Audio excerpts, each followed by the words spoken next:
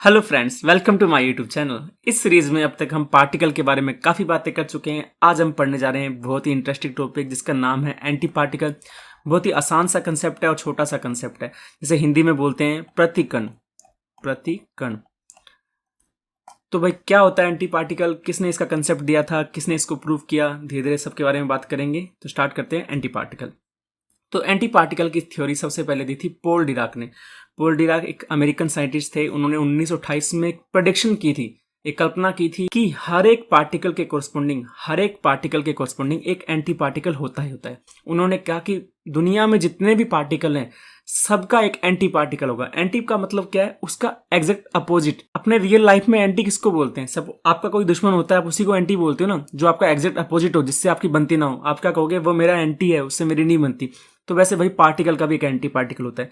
सबसे easy example देते हैं। सपोज हमारे पास कोई भी रैंडम पार्टिकल है, कोई भी रैंडम पार्टिकल हो सकता है जिस पर ऊपर आवेश क्या है? क्यू आवेश है, और जिसके पास एम मास है।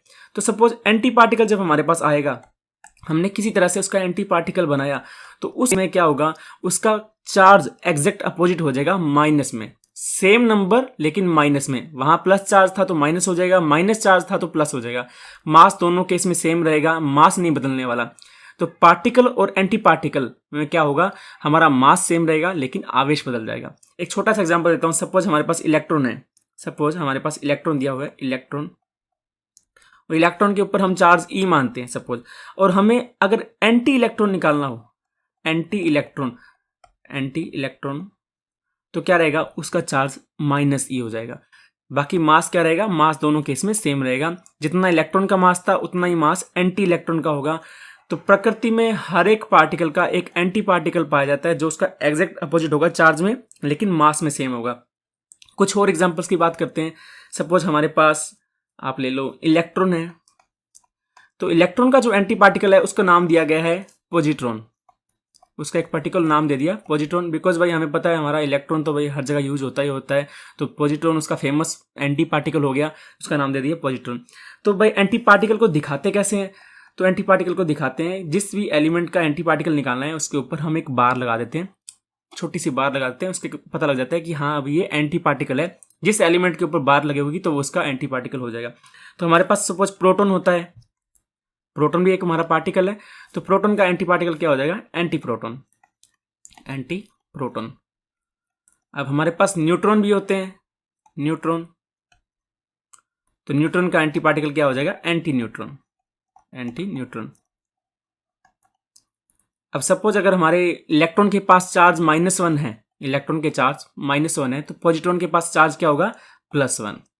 और प्रोटॉन के पास चार्ज हमारा +1 होता है, तो एंटी प्रोटॉन के पास चार्ज क्या हो जाएगा? -1। और न्यूट्रॉन के पास हमारे पास चार्ज हमेशा 0 होता है, न्यूट्रॉन न्यूट्रल होता है, तो एंटी न्यूट्रॉन के पास भी चार्ज 0 रहेगा। तीनों ही केस में मास सेम रहने वाला। जितना मास ओरिजिनल का था उतना ही मास एंटी का होगा, जितना मास ओरिजिनल का उतना मास एंटी का। सिर्फ और सिर्फ चार्ज में अंतर आने वाला है। ये छोटा सा कंसेप्ट है एंटी पार्टिकल का। तो भाई सबसे पहले डिस्कवरी हुई थी एंटी पार्टिकल की पॉजिट्रॉन की। पॉजिट्रॉन क्या है? इलेक्ट्रॉन का एंटी पार्टिकल, इलेक्ट्रॉन का एंटी पार्टिकल। तो 1932 में कार्ल एंडरसन ने इसकी खोज की थी भाई। कार्ल एंडरसन 1932 में इन्होंने खोज की, और 1936 में भाई इनको नोबेल पुरस्कार मिल गया इस पॉजिट्रॉन की खोज के लिए। भाई नोबेल पुरस्कार लेने के बहुत सालों बाद इन्होंने बताया कि भाई ये मेरा एक्सपेरिमेंट नहीं था जिससे मैंने आइडिया लिया था। तो भाई वो कोई आदमी थे, चंग याओ चाओ। चंग याओ चाओ ये कोई साइंटिस्ट थे, चाइना बेस्ड। इन्होंने एक्सपेरिमेंट किया था, ये अमेरिका में थे, तो वहां से डिस्कवरी हुई थी पॉजिट्रॉन की सबसे पहले तो। लेकिन 1932 में इन्होंने एक्चुअल में काम किया और प्रूव किया, तो इनको नोबेल पुरस्कार मिला। लेकिन फर्स्ट टाइम इन्होंने पॉजिट्रॉन को देख लिया था, इन्होंने फील कर लिया था अपनी लैब में कि पॉजिट्रॉन है इनके पास। अब नेक्स्ट टॉपिक आता है हमारे पास एंटी मैटर। एंटी मैटर क्या है भाई? तो छोटा सा बात करते हैं। अब हमारे पास प्रकृति में पार्टिकल होते हैं, पार्टिकल हैं हमारे पास, जैसे इलेक्ट्रॉन, न्यूट्रॉन, प्रोटॉन। अब इनसे मिलके जो बनते हैं वो होते हैं हमारे एटम। एटम से मिलके जो बनते हैं उसको हम बोलते हैं पदार्थ। पदार्थ को हिंदी इंग्लिश में बोलते हैं मैटर। तो भाई अब जो एंटी पार्टिकल से मिलके बना होगा, जो एंटी पार्टिकल से मिलके बना है उसको बोलेंगे हम एंटी मैटर। बहुत सिंपल सी डेफिनेशन है। जो चीज पार्टिकल से मिलके बनी है वो मैटर है, जो एंटी पार्टिकल से मिलकर बनी है वो एंटी मैटर है। तो प्रकृति में अगर मैटर है तो एंटी मैटर भी होगा। एंटी मैटर बहुत कॉस्टली पड़ता है, इसको बनाना आसान नहीं है लेकिन नामुमकिन भी नहीं है। लैब में एंटी मैटर बनाया जा सकता है लेकिन इसकी कॉस्ट भाई करोड़ों में आएगी 1 ग्राम बनाने में भी। तो अब देखते हैं थोड़े से इंटरेस्टिंग फैक्ट इसके बारे में, पार्टिकल और एंटी पार्टिकल के बारे में।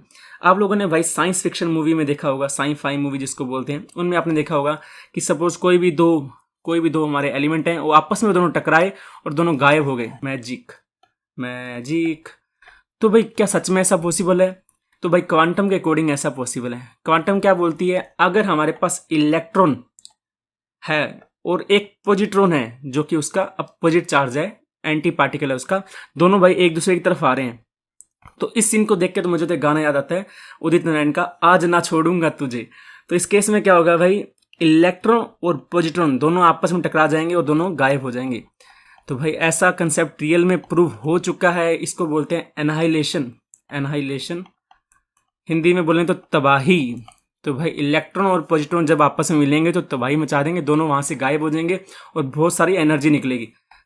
अब 2 पार्टिकल आपस में गायब हो गए तो कुछ तो रोल रहेगा, तो वहां से जो भी निकलता है वो एनर्जी निकलती टोटली।